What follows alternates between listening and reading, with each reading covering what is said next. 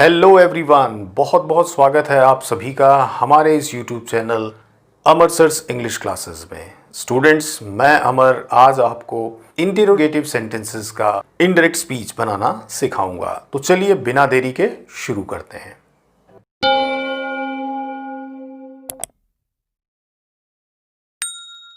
Conversion of interrogative sentences from direct to indirect speech. तो इसमें जो पहला रूल है वो क्या है कि रिपोर्टिंग वर्ब जो है उसमें generally what we find said और सेड टू, पास्ट की रिपोर्टिंग वर्ब हमको जनरली मिलती है। ठीक है, तो उसे हमें टोल्ड में नहीं चेंज करना है, उसे हमें किस में बदलना है, आस्क्ड में। जनरली आस्क्ड में ही चेंज करते हैं। Either we can change it into enquired, demanded भी कर सकते हैं, लेकिन ज़्यादातर आस्क्ड को ही हम काम में लेते हैं।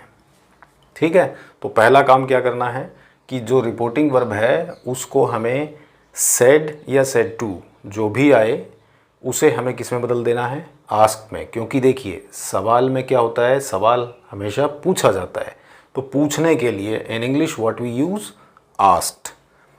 सेकेंड थिंग, इंटरोगेटिव सेंटेंसेस जो होते हैं वो दो प्रकार से बनते हैं। अब वो दो प्रकार कौन कौन से हैं, देखिए प्रश्न दो प्रकार के होते हैं। एक तो ऐसा प्रश्न होता है जिसका उत्तर हम हाँ या ना में दे सकते हैं, ठीक है, और दूसरा वह प्रश्न होता है जिसका उत्तर हम हाँ या ना में नहीं दे सकते हैं। तो जो प्रश्न का उत्तर हाँ या ना में होता है वो जनरली किसी हेल्पिंग वर्ब से शुरू होता है। तो पहला प्रकार कौन सा है, जो कि किसी हेल्पिंग वर्ब से शुरू होता है, जैसे is, am, are, do, does, did, has, have, was, were, can, could, may, might, shall, should. अब देखिए ये मॉडल वर्ब्स हैं, ये हेल्पिंग वर्ब्स हैं, ऑक्सिलरीज हैं दोनों। और इनसे जब भी हम किसी भी इंटरोगेटिव सेंटेंस को जब हम पाते हैं तो जनरली इसका रिप्लाई क्या होता है स्टूडेंट, आइदर येस और नो में होता है।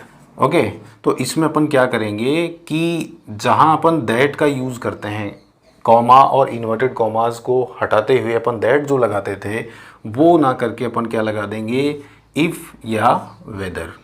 और सबसे इम्पॉर्टेंट बात क्या है कि इन इंटेरोगेटिव सेंटेंसेस को हमें एक स्टेटमेंट में बदलना है। तो क्या करना होगा, अंत में आ रहे क्वेश्चन मार्क को हमें किस में बदल देना है, फुल स्टॉप में बदलना है। यानी we'll follow the rules which are applicable for an affirmative sentence, we will not keep that sentence in interrogative. ये एग्जाम्पल को हम जब करेंगे तब समझेंगे आप। अब देखिए दूसरा जो प्रश्न होता है वो कौन सा होता है, जिसका उत्तर हाँ या ना में नहीं आ सकता।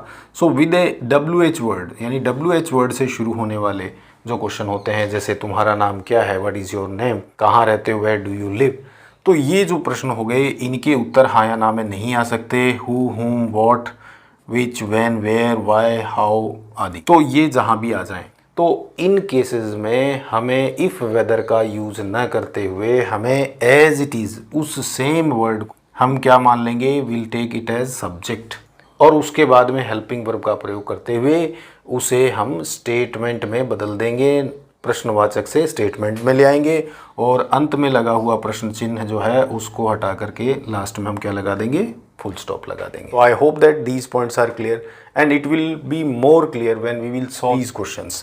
So let's see these examples. देखिए पहला जो हमें एग्जाम्पल मिल रहा है इसमें आप देखिए he said to me। अब देखो said to, जनरली इसको अपन किस में चेंज कर रहे थे, एजर्टिव सेंटेंसेस में अपन ने क्या देखा था कि इसको अपन टोल्ड में बदलते हैं, लेकिन यहाँ पर हम इसमें क्या हुआ है, देखिए रिपोर्टेड स्पीच के अंदर में एक क्वेश्चन पूछा गया है और इस क्वेश्चन पूछे जाने की वजह से सेड टू को हम किस में बदल देंगे, आस्क्ड में। दूसरी बात कि यहाँ पर ये जो इन्वर्टेड कॉमाज हैं इनको हटाते हुए हम दैट ना लगा करके हम पहले ये जज करेंगे कि ये जो हमें रिपोर्टेड स्पीच जो दिया हुआ है उसमें पूछा गया प्रश्न, उसका उत्तर हाँ या ना में आ सकता है क्या। यदि हाँ या ना में उत्तर आ सकता है तो फिर हम यहाँ पर क्या लगा देंगे, इफ़ या वेदर, और रिमेनिंग केस जो होगा लास्ट में जो क्वेश्चन मार्क है उसको हम फुल स्टॉप लगा देंगे। तो चलिए इसको हम सॉल्व करते हैं, और इसको सॉल्व करने के लिए देखिए ही सेड टू को किस में बदलेंगे, आस्क्ड में, ठीक है, मी इन्वर्टेड कॉमास और कॉमा को हटाते हुए हम क्या लगा देंगे, जनरली दैट लगाते हैं, लेकिन यहाँ पर हम क्या लगाएंगे, इफ़ या फिर whether. Either you can use if और यू कैन यूज़ वेदर। तो मैं इफ़ को लेकर के इसे सॉल्व कर रहा हूँ, इफ़। अब देखिए यहाँ पर आई आ रहा है, आई जो है उसको हमने किसके हिसाब से सॉल्व करना है, सब्जेक्ट के अनुसार। सब्जेक्ट क्या है, ही का सब्जेक्टिव केस क्या बनेगा, ही का ही बनेगा, इफ़ ही। ठीक है, अब इसको इंटरोगेटिव तो हमें रखना नहीं है, हमें इसे स्टेटमेंट में बदलना है। तो सब्जेक्ट के बाद में हम क्या लेंगे, will take the helping verbs whatever we are getting. If he, am का क्या बदल जाएगा, वॉज। ठीक है, past. If I was reading a novel, और लास्ट में अपन क्या लगा देंगे, फुल स्टॉप।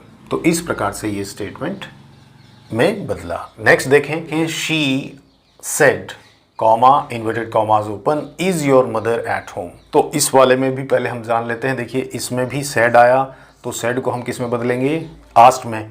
उसके बाद ये कॉमा और इन्वर्टेड कॉमास को चेंज करके अपन क्या लगा देंगे, इफ़ या वेदर। कब, जब उसमें कोई हाँ या ना में उत्तर वाली कोई बात हो। तो यहाँ पर भी देखिए हेल्पिंग वर्ब से स्टार्ट हो रहा है, is your mother at home, क्या तुम्हारी माँ घर पर हैं। तो इस रिपोर्टेड स्पीच के अंदर में जो भी टेंस है उसको भी हमें चेंज करना होगा, क्योंकि यहाँ पर पास्ट की वर्ब लगी हुई है। तो और यस या नो में इसका उत्तर आ सकता है, हेल्पिंग वर्ब से शुरू हो रहा है। तो इस वाले में भी हम इफ़ या वेदर की सहायता से इसको सॉल्व करेंगे। तो आप देखें ये कैसे बनेगा, शी सेड की जगह क्या उसने पूछा, शी आस्क्ड। उसके बाद यहाँ पे इसको हटाते हुए हम क्या ले लेंगे, इफ़। अपन वेदर भी यूज़ कर सकते हैं, इफ़ के हिसाब से मैं कर रहा हूँ, इफ़। अब यहाँ पे देखिए योर आ रहा है, योर मदर, तुम्हारी माँ। अब योर सेकेंड पर्सन का पॉजेसिव केस है, इसको हम किसके अनुसार चेंज करेंगे, इसको हम यहाँ जो भी ऑब्जेक्ट है उसके अनुसार करेंगे। ऑब्जेक्ट यहाँ हमें शोन नहीं है, इट इज़ हिडन। तो यह बात जो है वो आप यहाँ पे क्या एज्यूम करें, विल एज्यूम इट एज मी, क्योंकि यह बात कहीं ना कहीं आपसे कही गई है। अब इस बात को ही आप किसी और को बता रहे हैं। तो मी का यहाँ पे सब्जेक्टिव केस क्या बनेगा, शी आस्क्ड इफ़। अब देखो यहाँ पे आई, तो आई का जो पॉजिटिव केस बनेगा, ठीक है, सब्जेक्टिव केस तो आई का आई ही रहेगा, ठीक है, लेकिन यहाँ पर हम इसके पॉजिटिव केस की बात कर रहे हैं। तो आई का पॉजिटिव केस क्या बनेगा, माई। और इसको बाकी को एज इट इज़ ले लेंगे, माई मदर। और फिर देखिए टेंस प्रेजेंट का है तो ये किस में बदलेगा, पास्ट में। तो इसका क्या हो जाएगा, वॉज, और remaining will be as same. और at the end will replace this question mark with a full stop. ठीक है, आई होप ये क्लियर हुआ होगा। नेक्स्ट देखें, he said to me, double inverted commas open, do you know how to play chess. तो इस वाले में भी प्रश्न वाली बात है, तो सेड टू को अपन किस में चेंज कर देंगे, आस्क्ड में। Do you know how to play chess, क्या तुम जानते हो चेस कैसे खेला जाता है। तो इसका भी उत्तर यस या नो में आएगा। तो हाँ या ना वाली बात आ रही है, तो इसमें भी अपन इफ़ या वेदर की सहायता से इसको सॉल्व करेंगे। तो देखिए सबसे पहले ही सेड टू को किस में बदलेंगे, आस्क्ड में। आस्क्ड के बाद में ही आस्क्ड, मी ऑब्जेक्ट दिया है तो उसको एज इट इज़ ले लेंगे। कॉमा इन्वर्टेड कॉमास को हटाते हुए अपन क्या लगा देंगे, इफ़, क्योंकि यहाँ पे हाँ या ना में उत्तर आ रहा है। अब यू है, यू किसके अनुसार चेंज होगा, ऑब्जेक्ट के अनुसार। ऑब्जेक्ट क्या है, मी का सब्जेक्टिव केस क्या बनेगा, आई। इफ़ आई, अब ये प्रेजेंट सिंपल का इंटेरोगेटिव है तो इसको हम पास्ट सिंपल का स्टेटमेंट बनाएंगे। इफ़ आई न्यू, देखिए सेकेंड फॉर्म चाहिएगा नो का, तो नो का सेकेंड फॉर्म क्या होता है, knew. If I knew how to play chess, और लास्ट में जो क्वेश्चन मार्क है उसको हटा के क्या लगा देंगे, फुल स्टॉप। नेक्स्ट वन, इस वाले में देखिए क्या दिया है, I said to him, I said to him, मैंने उससे कहा था, मैंने उससे कहा क्या, what is your name, what is your name. अब इस वाले में आप देखिए सेकेंड वाली बात यहाँ पे फॉलो हो रही है। इस रूल में क्या है कि यदि WH वर्ड से स्टार्ट होता है, क्योंकि इसका उत्तर हाँ या ना में तो आएगा नहीं, इसका उत्तर जो भी नाम है वह बताने पर ही यह प्रश्न का उत्तर माना जाएगा। तो ऐसे में हमें यहाँ पे इफ़ या वेदर का प्रयोग न करते हुए हम यहाँ पर इसको हटा देंगे और इसको एज इट इज़ ले लेंगे, कोई हमें कंजक्शन इसमें यूज़ नहीं करना है।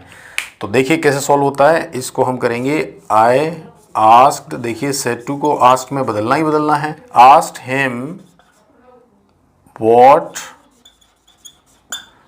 ठीक है, योर नेम, तुम्हारा नाम, तुम्हारा नाम तो क्या हो जाएगा, यहाँ पे ये कौन सा पर्सन है, सेकंड पर्सन। अब इसको हम किसके अनुसार बदलेंगे, ऑब्जेक्ट के अनुसार। ऑब्जेक्ट के अनुसार बदलेंगे तो ऑब्जेक्ट क्या है, हिम, तो हिम का जो रिलेशन शोइंग वर्ड है वो क्या होता है, हिज, जो कि हमने प्रोनाउन के चेंजेस में देखा था। हिम का क्या हो जाएगा, हिज नेम, और एंड में क्या लगा देंगे, इज, जैसे प्रेजेंट सिंपल में है तो इसमें अपन क्या लगा देंगे, वॉज, और यहाँ लगा देंगे फुल स्टॉप। तो कैसे बना, I asked him what his name was. तो इस प्रकार से हम इसको चेंजेस करते हैं। यानी यहाँ पे WH वर्ड से है, WH की कंडीशन क्या है कि यहाँ पे कोई कंजक्शन हमको यूज नहीं करना है, as it is WH word को ही सब्जेक्ट मानते हुए इसको हमें एक स्टेटमेंट में बदलना है, न कि इंट्रोगेटिव में। ठीक है, next, he said to me, he said to me, तो यहाँ पर भी देखिए सेड टू है, इसको किस में बदलेंगे, आस्क्ड में।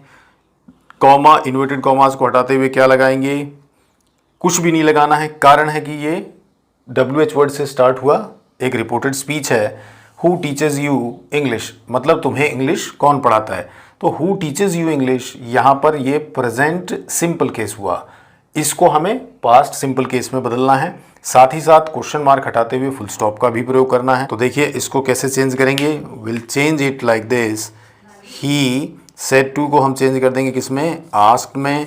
आस्क्ड मी, दैट इसमें नहीं लेंगे और इसकी जगह पर अपन क्या लेंगे, एज इट इज इसको लेने वाले हैं, यानी कि हु को डायरेक्टली हम यहाँ ले लेंगे, हु। अब टीचेज यू, प्रेजेंट सिंपल, तो पास्ट सिंपल में क्या होगा, टीचेज V1 प्लस SES है, पास्ट सिंपल में क्या होता है, subject plus V2 affirmative statement में, तो हु टीचेज का क्या बन जाएगा, यहाँ पे टीच का बन जाएगा टॉट, क्योंकि यहाँ पे हम सेकेंड फॉर्म यूज करेंगे, हु टॉट यू। अब यू देखिए किसके अनुसार बदलेगा, यू जो है ऑब्जेक्ट के अनुसार बदलेगा। ऑब्जेक्ट क्या है, मी, मी के अनुसार इसका ऑब्जेक्टिव केस ही हमको यहाँ चाहिए, या तो मी का ऑब्जेक्टिव मी ही रहता है, तो ये क्या बन गया, मी, और मी के बाद में इंग्लिश, और लास्ट में क्या लगा देंगे, फुल स्टॉप। लास्ट यहाँ पे क्या दिया है, सेड टू, सेड टू को किस में बदलेंगे, आस्क्ड में।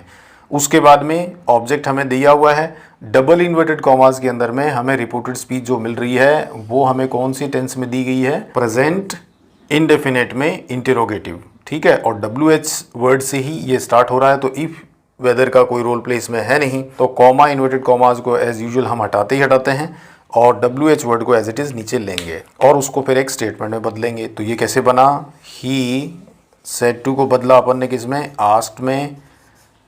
ही आस्क्ड हर, ऑब्जेक्ट दिया हो उसको एज इट इज ले लिया, उसके बाद WH वर्ड को एज इट इज ले लिया, वाई, और फिर इसको हमें इंटेरोगेटिव न बना करके हमें एक स्टेटमेंट के रूप में बनाना है, तो वाई। और उसके बाद देखो यहाँ पे जो हमें सेकंड पर्सन दिया है, इस सेकंड पर्सन को हम किसके अनुसार चेंज करेंगे, ऑब्जेक्ट के अनुसार। ऑब्जेक्ट क्या है, हर, तो यहाँ ही आस्क्ड हर वाई, इसका हमें क्या लेना है, यहाँ पर सब्जेक्टिव केस लेना है। सब्जेक्टिव केस जब हम इसको लेंगे तो हर का सब्जेक्टिव केस क्या बनता है, शी। ठीक है, वाई शी, और यहाँ पे प्रेजेंट सिंपल में V1 या V1 प्लस SES होता है, तो यहाँ पर V1 दिया गया है, तो यहाँ सिंपल पास्ट में अपन क्या लेते हैं, V2। तो V2 क्या होता है, रीड का रेड। ठीक है, वाई शी रेड दिस जो है वो किस में बदल जाएगा, as per the miscellaneous changes that में, और बुक जो है वो एज इट इज आ जाएगी। ठीक है, और यहाँ लास्ट में अपन क्या लगा देंगे, फुल स्टॉप। आशा है कि आज का जो अंक है वह आपको समझ में आया होगा। जो भी rules and regulations interrogative sentences से रिलेवेंट बताए गए हैं वो आपको समझ में आए हैं। यदि समझ में आए हैं तो students please like, share and subscribe our channel. Will meet again with some new topic. Till then, goodbye.